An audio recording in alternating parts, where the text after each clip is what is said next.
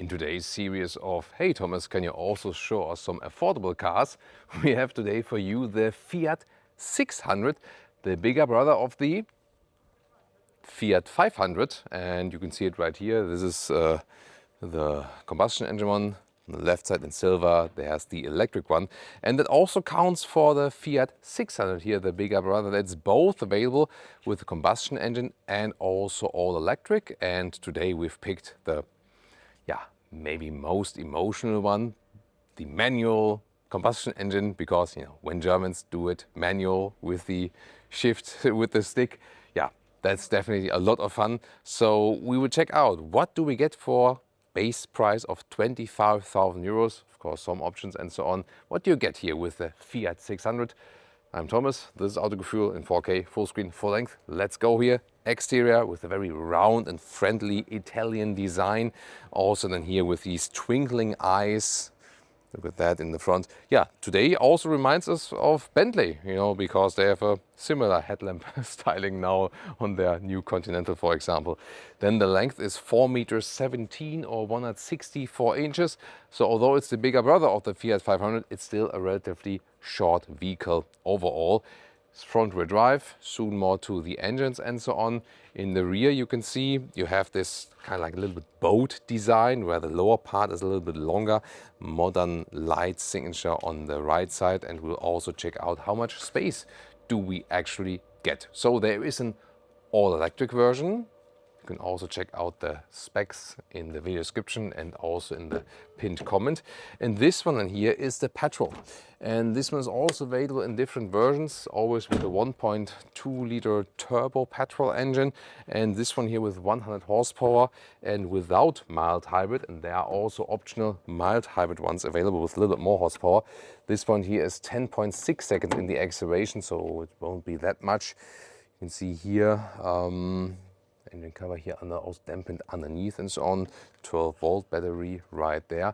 And the mild hybrid then automatic, but this one then with the with the gear stick. And yeah, it's always interesting to see because there are hardly any affordable cars anymore out there, and there are hardly any manual cars out there. So yeah, as we've just recently filmed for you the Ferrari Amalfi, which was 250,000 euros entry, and this one is 25,000 euro entry. So would you get one Amalfi Ferrari or would you get 10 Fiat 600? Also very interesting question, isn't it? And of course also interesting as for the technology. So this one here is related and also built in the very same plant in Poland, Fiat 600, like the Jeep Avenger and also the Alfa Junior. So they share all the genes and also the availability as electric and as combustion engine. And we'll also soon go for an Avenger review here for you that you can also compare it. Interior, the typical Stellantis key fob, then door closing sounds. Yeah, let's say probably they didn't pay too much attention to that at that price. Then here, inside of the doors. This is all hard packs, so all rather basics. Looking at the entry price of 25,000 euros. Fabric inside here, classic controls of the side mirrors and the windows, all hard plastic here. Then we have the steering wheel, which has leatherette material, and this is actually quite soft and nice. Stitching on the inside, real buttons at the steering wheel. Also the right side, for example, for the volume. Then you have, in this case here, the same decor element to the fitting exterior color here in this turquoise green. Fabric seats, you have fabric seats like these, also here in dual tone scheme. You also have leatherette on the outside available, or a full leatherette would also be available. Of course here the fabric seats would be the most passively breathable ones. And yes, indeed, you've seen it here, 3 pedals, so there's gonna be a manual joy here today. And when Germans drive a manual, that's something. I'll show you. And then here, 189 6x2, still enough headroom left. Steering wheel up and down, in and out. And seating position isn't actually too bad, although I'm 189 6x2. You can also adjust it here then in height. Welcome to the cockpit of the Fiat 600. Here you have one screen in this horizontal format. You have some hotkeys underneath to access the home, or here then the vehicle settings again. And manual possibilities here for the climate and also for the fan speed. I wonder why fan speed is on the right and temperature on the left. I don't know, but volume also manual. Then again, this fitting green decor to the Mare green. And the glove box is interesting because that whole thing goes down. Look at that, more like a tray, and then you can also easily access it. That's unusual, but interesting. USB-C and USB-A, one is for connecting, one is for charging in the middle parts. Here's some space. And then here, look at that. This is the manual. And this looks like from a sports car, right? You know, like could also make it an 8-ball design, you know. So that's pretty cool. First gear, second. And shifting is actually quite nice. I have that clutch pulled, by the way, just if you wonder. And then here, fabric cover for the armrest, some space underneath. This one, it does fall down, but it's a little bit break than by this fabric on the side. And then here in the middle part you have some Tetris-like splitters for the cup holders. We've recently seen it in the ID3 as well from Volkswagen. You can adjust some different sizes right here. Then the driver POV here once again with real buttons on the steering wheel, digital instruments very deep in there, then with this retro styling on the exterior, horizontal screen. So what is interesting is that you have here the vehicle settings, and then when you press and hold that one, you can automatically have a shortcut to deactivate the EU speed chime law. That's the thing. Otherwise you would connect Apple CarPlay and Auto, but it's kind of slow and sometimes tricky to get the connection. Then the rear seats, hardback here, everything at the inside of the doors. The seats themselves are actually quite nice with the fabric here, ISOFIX outside. USB-C charger has one central, but yeah, not too much legroom when the tall person is driving. That's not the, I mean, it's still a short vehicle. Yes, you have more space than in the Fiat 500, but still, it's not a long vehicle overall. Headroom is actually no problem. Even fits tall adults, just here the limit in the legroom. And there's not too much to do here. You can even sit with 3 here. Well, if you want that. Trunker boot at 385 liters. So let's take a look here. This still fits underneath vertically. Then we have about 1 meter 40 inches in width. The length here is 30 inches 76 centimeters. Underneath there's some space here and a little bit more underneath there. Yeah, it's a little bit more limited than with the electric version, for example. And this one you can also put in here in the little bit lower position like this, and then for total height we have to put that one here away. There we go. Sometimes you have to use the force, young Padawan.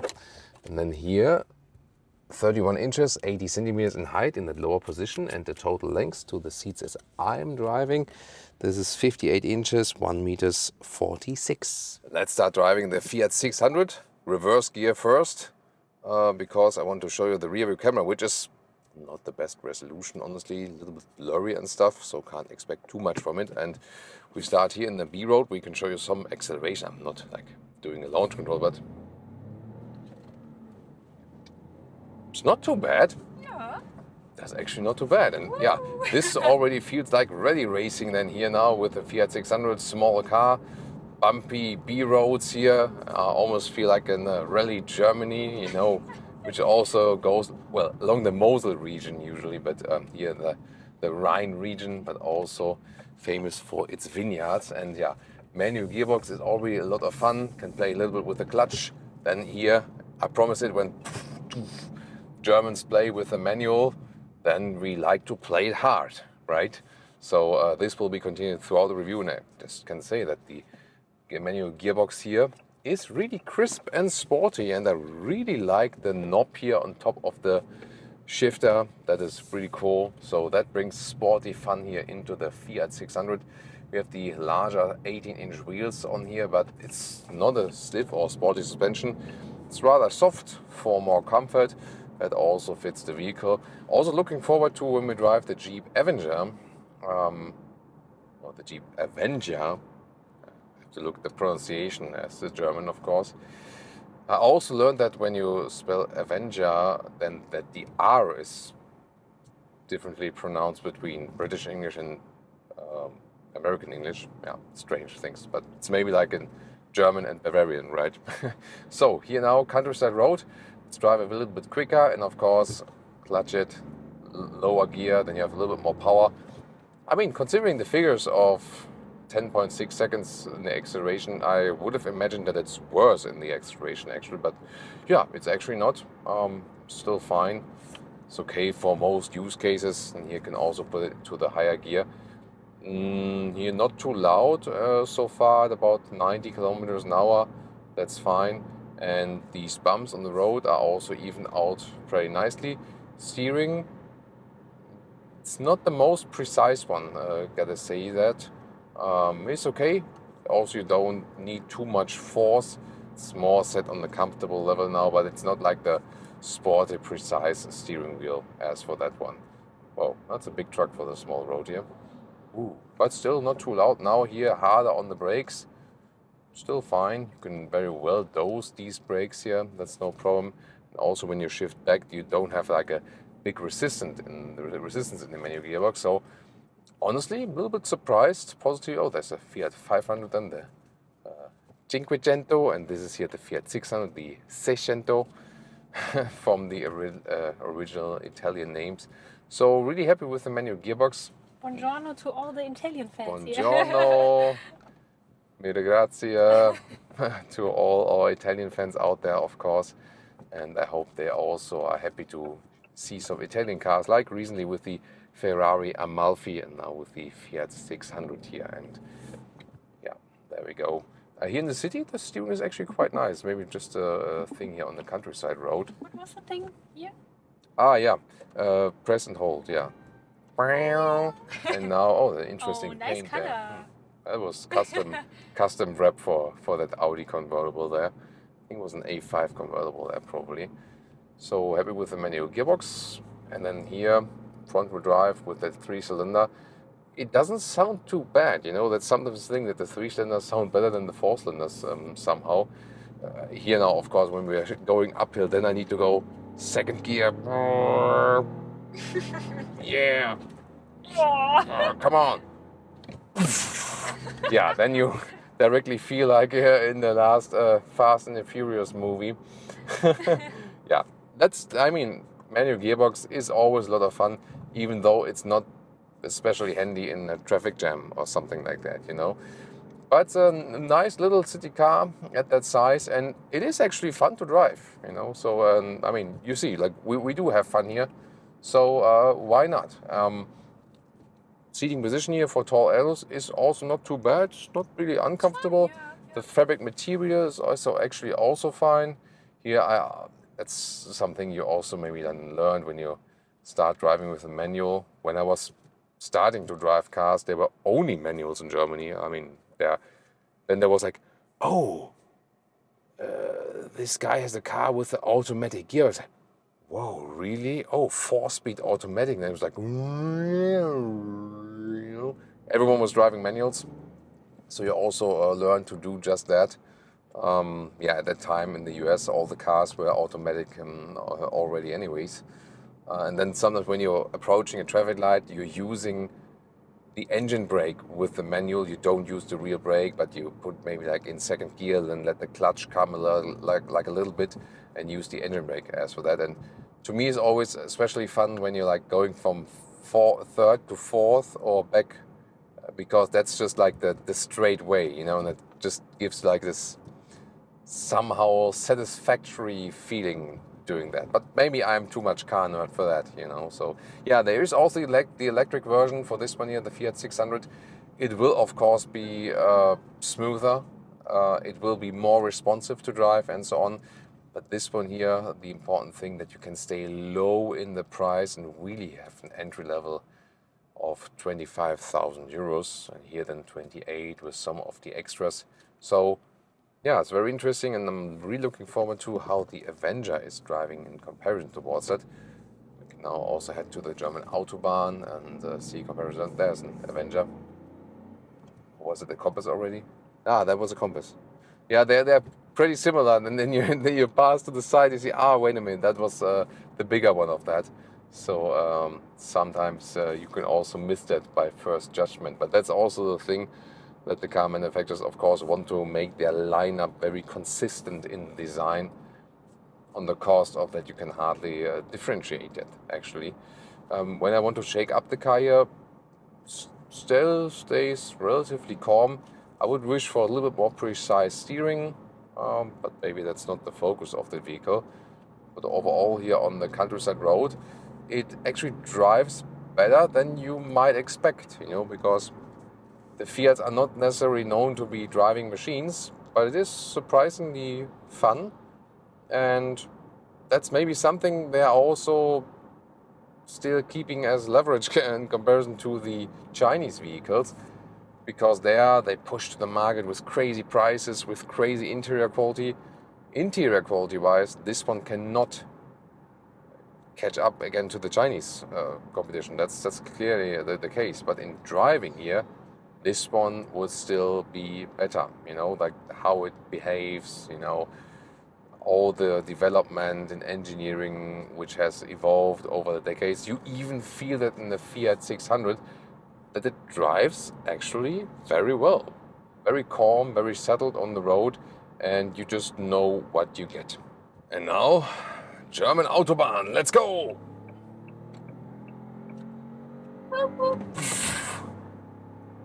Oh, come on! Yeah! It's so much fun. Yeah, and we really mean that. It is a fun car to drive, and it doesn't look like that it's like has a focus of fun in driving and so on, but it really is, and that's a cool surprise here to me.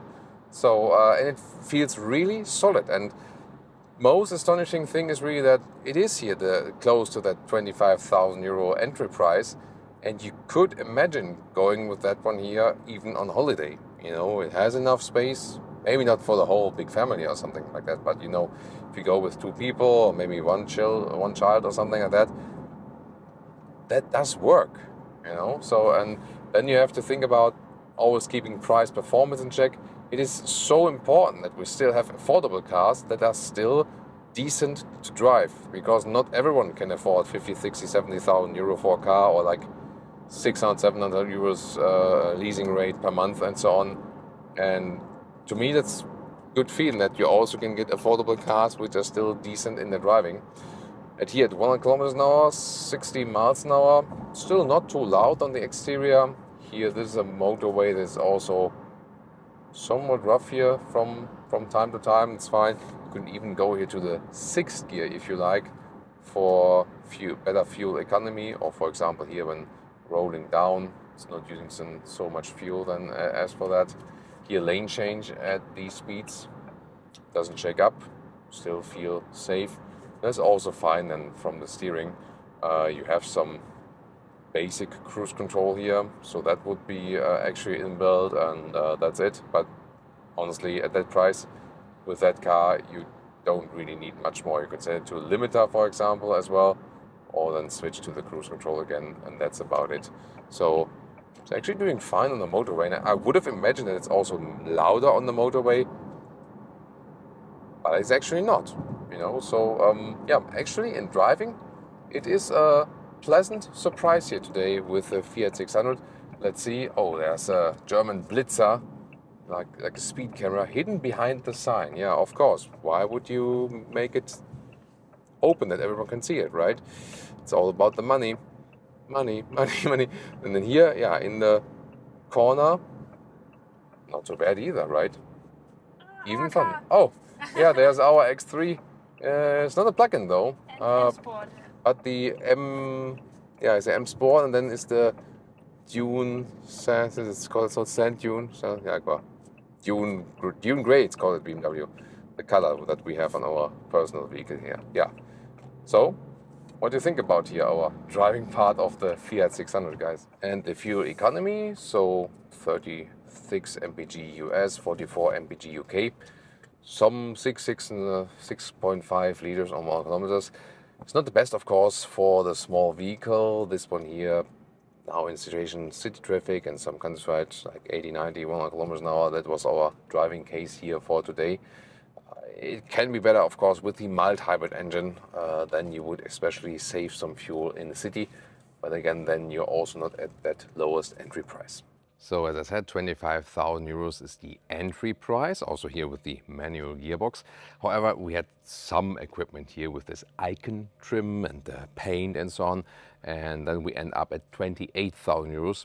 But that's still in an affordable region, considering that nowadays car prices start usually at about 50,000 euros for most vehicles, you know. Yeah, and they will get competition also from the Chinese brands, of course, also internally, because Stellantis got Leapmotor into their own house basically and have a share in them, so they will also keep fighting for customer satisfaction basically. Tell me what you think about the Fiat 600, and you know, there are the brothers of the Alpha Junior and also the Jeep Avenger, and we'll also test that one for you as soon as it's online.